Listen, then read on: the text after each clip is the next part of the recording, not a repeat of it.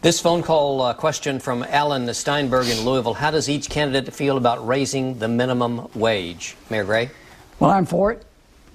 In Lexington, we actually passed an increase in the minimum wage, and I think it represents the backbone of our economy in so many respects. It represents more than 80 years of history.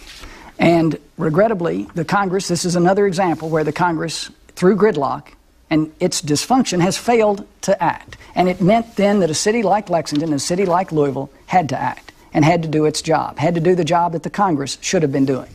Now, my understanding is Senator Paul is not only against an increase in the minimum wage, Senator Paul is against the minimum wage itself.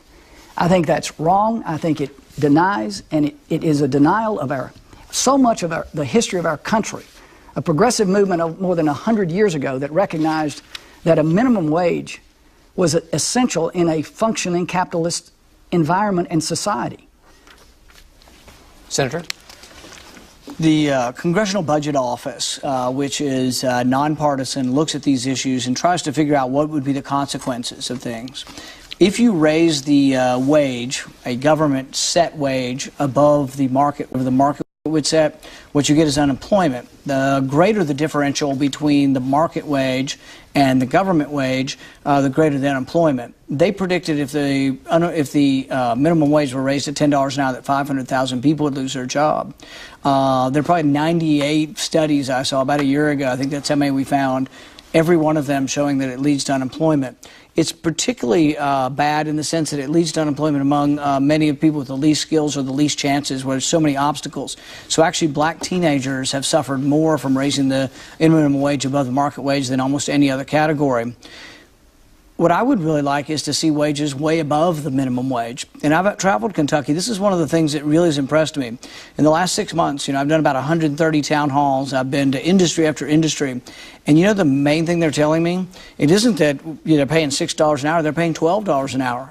I think I've been in 20 different industries paying $12 an hour. They said they're having trouble getting people to work for that. Their main problem, they say, are we need people with work ethic and people who are drug-free. So there are complicated problems that we have in our country, but if you raise the wage above the market wage, the people who are trying to get started in life, are hurt by this. I have 3 boys. They've all worked minimum wage. They've all learned what it's like to deliver pizzas and work as a host in a restaurant or in a call center.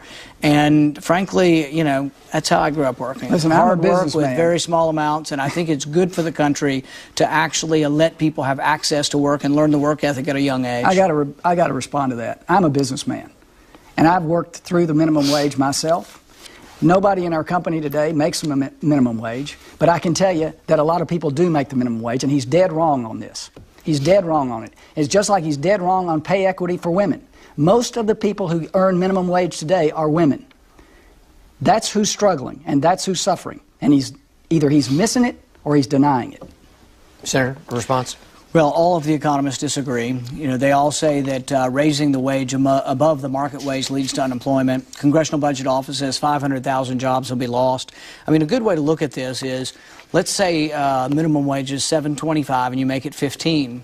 If you double it, if a McDonald's has 20 employees, what do you think happens? Do you think they hire more people at 15 or less? We already saw it with Obamacare. They loved Obamacare, and they said, oh, we're going to help poor people with Obamacare. The rates are going through the roof, but also what happened is they said if you work 30 hours, you have to get Obamacare, which was a cost of doing business. And so if you work 32 hours, guess what? A lot of people got moved back to 28 hours. Congressional Budget Office on this said Obamacare. Their big beauty. They love Obamacare. They want the government involved in everything. It said 2.2 million people lost jobs because of it. So he's also going to take health care away from 20 million Americans and 400,000 Kentuckians.